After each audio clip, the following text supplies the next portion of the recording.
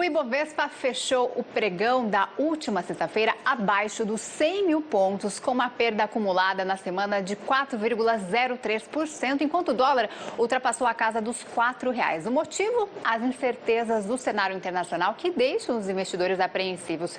E para falar mais sobre os rumos da economia mundial, converso agora com o professor de economia do INSPER, Roberto Dumas. Olá, muito bom dia. Oi, Obrigada Isa, pela bom dia. presença. Obrigado pela... Professor, muitos previam a aprovação da reforma da Previdência, que após a aprovação a Bolsa levaria para os 130 mil pontos, uma visão muito otimista, né? Dólar cairia ali para perto de R$ 3,60, mas as notícias do cenário externo são desalentadoras, né? Qual é a tendência daqui para frente? Olha, quando a gente falava da reforma da Previdência, praticamente já estava no preço, tanto da Bolsa quanto do câmbio.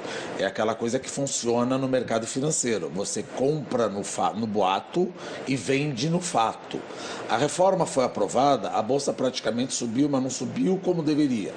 Só que o problema é, em que pese que o Brasil esteja fazendo tudo certo em relação à reforma da Previdência, em relação a estar tramitando a reforma tributária, em relação à liberdade econômica, em várias coisas o negócio está certo. Mas é que nós estamos tomando um vento de proa do cenário externo, em que pese que hoje ou amanhã talvez a Bolsa suba, como eu sempre digo, a Bolsa nunca cai assim.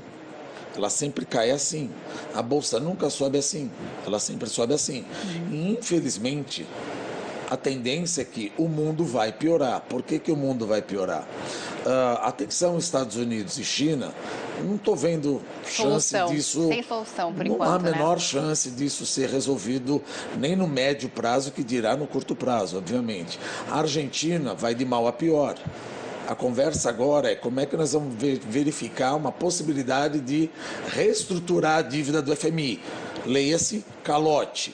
E meu parceiro comercial em termos de automóveis e autopeças, o principal é a Argentina. Aí você começa a somar. Tem o Brexit. Você não sabe como o negócio vai sair. Boris Johnson está pensando em sair como sem acordo nenhum, que vai ser um horror. Aí você fala, a Alemanha já está em recessão, zona do euro, crescendo menos, China, tirando um pouco da guerra comercial. A Turquia. Aí você fala, mas o que eu tenho a ver com a Turquia, meu Deus? Não, a Turquia é um negócio perigoso. Por quê? Não é a Turquia em si, só que você tem bancos europeus expostos 170 bilhões de dólares em ativos turcos. Aí você fala, mas eu ainda não entendi. Qual é a probabilidade de Trump permitir que o FMI empreste dinheiro para a Turquia, sabendo que a Turquia é um aliado da Síria?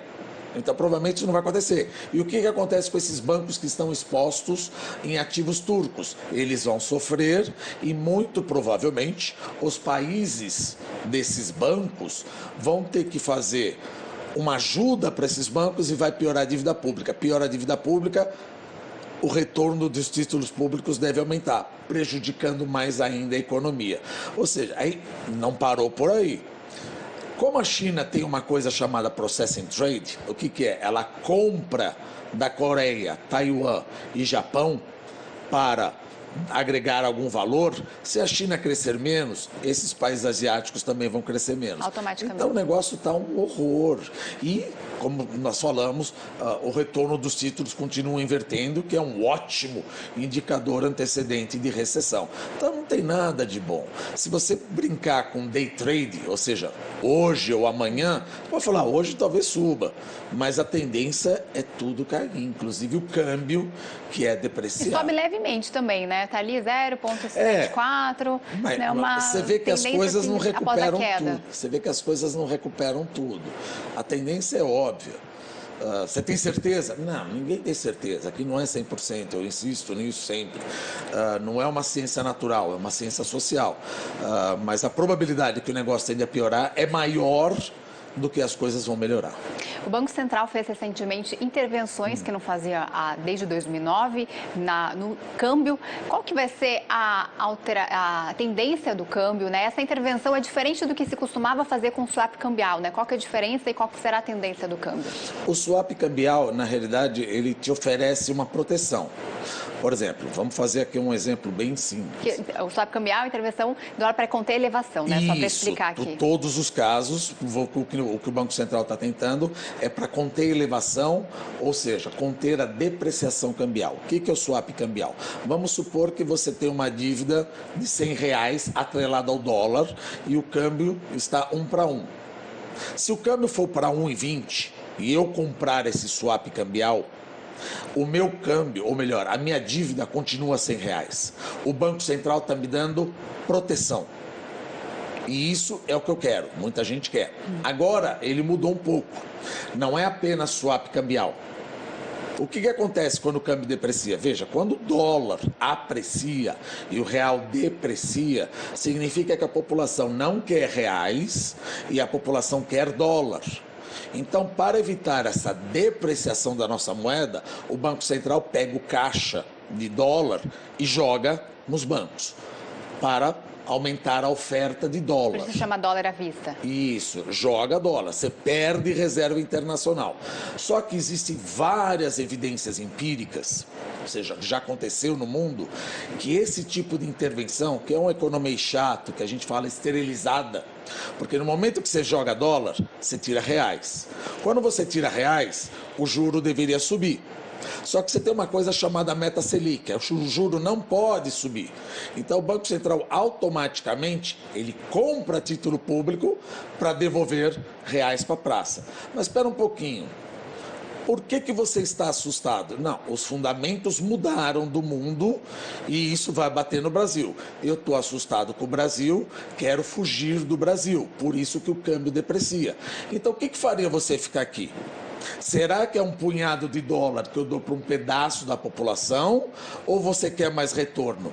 Eu quero mais retorno.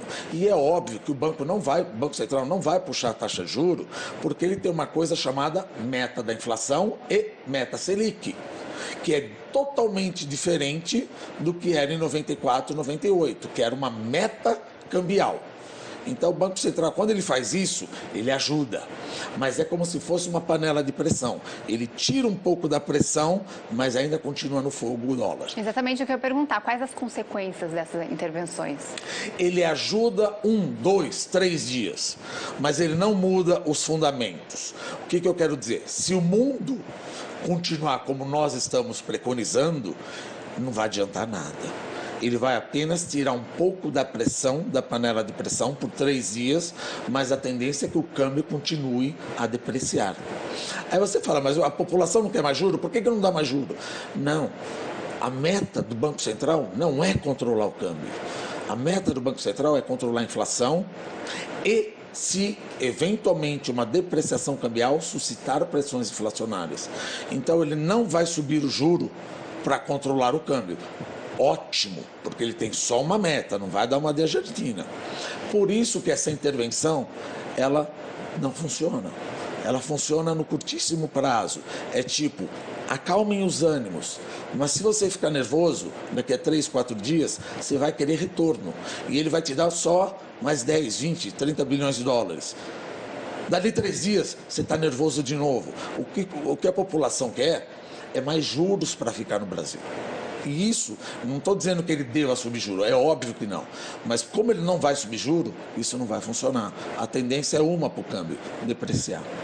E professor, dentre todos esses fatos, Argentina, Estados Unidos e China, todos que o senhor acabou de comentar com a gente, qual deles, que se tomar uma atitude, seria Estados Unidos e China, já daria um fôlego para a economia mundial, pelo menos para as previsões, já que são tão pessimistas? Seria uma ótima notícia achar ou verificar que os Estados Unidos acabaram por se entender com a China. Mas a probabilidade disso acontecer é muito pequena. Por que é muito pequena? Essa crise Estados Unidos e China começou com um problema de balança comercial. Evoluiu para um problema de transferência de tecnologia, alegada roubo de transferência de tecnologia. E agora estamos falando de segurança nacional. Por que segurança nacional? Existem várias empresas chinesas que são controladas pelo Exército de Libertação do Povo, como a Huawei. E é muito provável que essas empresas não vão entrar mais nos Estados Unidos. E isso não se negocia em 3, 6, 9 meses. E outra, em que pese que talvez daqui a um mês o Trump fala, olha, então eu não vou mais subir as tarifas para dezembro, vou jogar para março. Ótima tentativa. Só que pensa eu como um investidor norte-americano que estou investindo numa planta. Eu não sei o que ele vai fazer hoje de madrugada com o Twitter. Esse tipo de incerteza prejudica meu espírito animal de querer investir. Uma coisa chama risco. Eu sei o risco, eu sei precificar o risco. O que ninguém gosta é de incerteza. O que é incerteza? A gente não tem a mínima ideia do que ele pode fazer. Se ele não tem a mínima ideia, eu paro como investidor na formação bruta de capital e não faço nada. Nem eu do lado dos Estados Unidos, nem eu do lado da China, e aí contamina todo mundo. Então ele pode dar uma notícia positiva, só que por mais paradoxal que possa parecer, essa notícia positiva vai ficar no... Puxa vida, a cada 10 dias ele muda de ideia.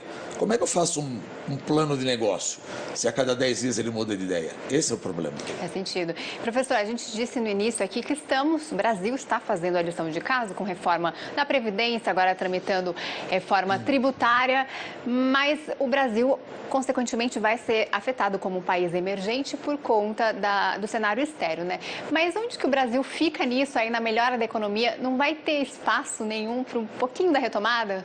Não, ele vai ter uma retomada. Por exemplo, esse ano deve crescer aí uns 0,8%. Mas você começa a analisar as coisas, no último trimestre de 2018, nós crescemos 0,1%. Olha, isso não deveria nem ser notícia. 0,1%. No primeiro tri, nós caímos 0,2%. E a prévia do Banco Central, o IBCE, o IBCBR lá, já mostrou que vai cair 0,13%. Então, tecnicamente, recessão. Se bobear, nós já estamos em recessão. Mas e no ano que vem? É aquela coisa que eu sempre digo, eu nunca vi o rabo abanar o cachorro. O Brasil pode estar bem, mas se o mundo está mal, de alguma maneira, por mais paradoxal que possa parecer, o mundo foge para onde? Ouro, dólar, franco suíço. Ninguém vai fugir para o real. Ninguém vai fugir para o real. E aí, a Argentina? Olha só como uma coisa bacana, você fala. Eu já vi gente falar, não, mas a Argentina, eu não tenho um comércio muito grande com a Argentina. Discordo. Por quê? O problema não está só no comércio. O problema está no Mercosul, na União Europeia, num acordo entre ambos, e a probabilidade, vamos lá, que nem o Paulo Guedes falou, ele falou perfeitamente. Se a Argentina começar a dar trabalho, a gente sai do Mercosul. Num mundo atemporal, parece simples. Agora, pensa no mundo real. O que é sair do Mercosul e continuar com as negociações da União Europeia? A União Europeia vai falar, parem as máquinas. Vamos fazer uma nova negociação agora só com o Brasil. Não é simplesmente deletar o nome Mercosul e botar o nome Brasil no acordo que eles estão fazendo. Além do que você vai ter um monte de lobby da França, da Irlanda, querendo falar, olha, já que Mercosul, entre aspas, não tem mais Argentina, ou talvez não exista, para tudo, rasga tudo, vamos começar do zero. Isso é péssimo para a gente. Volta tudo aqueles 20 anos. Deus me livre, não vamos demorar 20 anos. Mas não é assim. Saímos do Mercosul, vamos negociar com a União Europeia. Sim, mas vai demorar. Francês, irlandês, vai querer transformar a tua vida num inferno. Falou, olha, agora como o negócio mudou, vamos voltar. E outra, 66% das minhas exportações de carro vão para a Argentina, 32% de autopeças, etc. Você fala, não, mas não tem problema. Não, tem sim, porque os dois setores que mais empregam no Brasil são o setor automobilístico e infraestrutura. Se esses não se recuperarem, a renda do trabalhador não se recupera. Se a renda do trabalhador não se recupera, toda a economia, consumo de bens de capital, linha branca, linha marrom, também não consegue decolar. Então você tem um rastilho de pólvora, de destruição, que muita gente não está vendo. Então, não estou contente. Ah, mas hoje a bolsa sobe. Sim, vamos recuperar um pouquinho, como eu te falei. Ela cai em degraus, sobe em degraus. Mas eu sempre digo, aquele que quer colocar dinheiro na bolsa, muito cuidado, a não ser que você seja um cara que vai colocar hoje e fica olhando todo dia como é que a bolsa está se comportando, que é o que a gente chama day trade. Ótimo. Mas o cara que coloca por 60 dias aquela poupança, pelo amor de Deus, não entra nessa. Tem que ter experiência. De jeito nenhum, não é o momento. Agora, caso Macri ganhe, né? O governo dele também está numa crise muito grave. Como que vai ficar? Como que ficaria, né? Seria mais otimista para os investidores?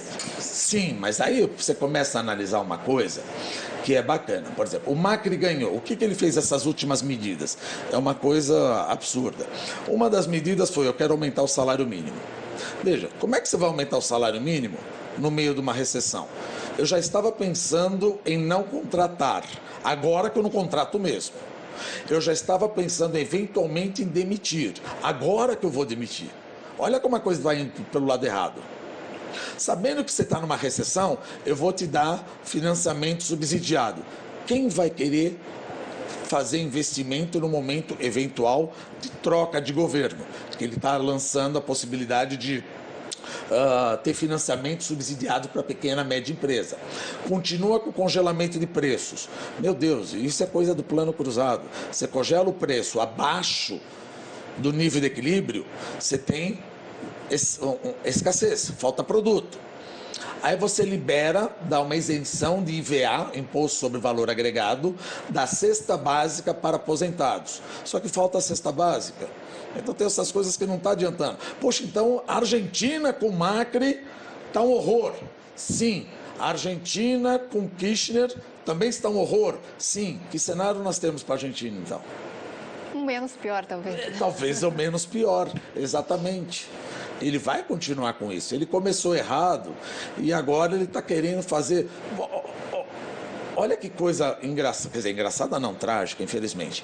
Ele falou que ia congelar o combustível, o diesel, a gasolina, e dali 2 ou 3 horas ele voltou. Você não parou para pensar um pouquinho? Você já saiu gritando atrás da ambulância? Congela o combustível. Não, desculpa, errei. Como é que eu, investidor, me sinto sabendo que não tem alguém no comando que parou um pouquinho para pensar? Ele fala uma coisa e dali...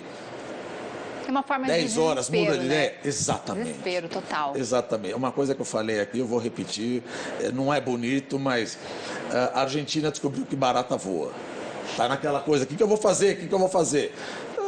Você como investidor, isso é horrível. Isso é horrível. E aí, como você bem colocou, você joga todo mundo em cima. Eu falo, mas eu estou fazendo a coisa boa. Sim, mas você não é uma ilha de excelência. Você vai ser atacado, infelizmente. E a Argentina também, além de tudo isso, sofre com a pressão externa, né? Também. Ele já falou a possibilidade, como eu lhe falei, de renegociar o FMI. Meu Deus do céu, voltamos na década de 80? Voltamos na década de 80, na década de 90? Ou do Domingo Cavalo? Isso já deveria estar passado. E é meu parceiro aqui. Como é que fica meu Mercosul? De novo, eu entendo o Paulo Guedes, mas a coisa não é assim tão simples. Você tem lobbies poderosíssimos do agronegócio na Europa querendo melar esse acordo do Mercosul com a União Europeia. A Argentina saindo, é óbvio que ele vai falar, para tudo. Ele para tudo, como é que o único segmento que cresce no Brasil é do agronegócio.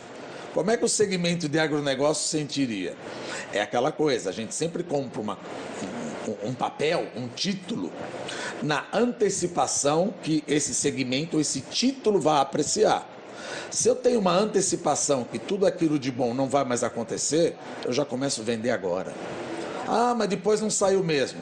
Não, depois é aquela coisa da reforma da Previdência. Quando foi aprovada a reforma da Previdência, a Bolsa mal e porcamente se mexeu, porque já estava no preço. Então você começa a ver esses sinais negativos, você já está colocando no preço esse vento de proa negativo do mundo, da economia mundial. Então atenção, os investidores e novos investidores principalmente que ainda não têm experiência, muito cuidado na hora de investir. A gente tem várias dicas aqui, inclusive com o programa da Fabiana Panachão, dicas de investimento, porque o cenário, como o professor acabou de dizer, é bem pessimista, mas a gente continua otimista aqui no Brasil. Se Deus quiser, vamos torcer, vamos torcer. Muito obrigada, professor, pela presença. E daqui a pouco a gente volta com mais notícias aqui no Manhã Band News. Até já.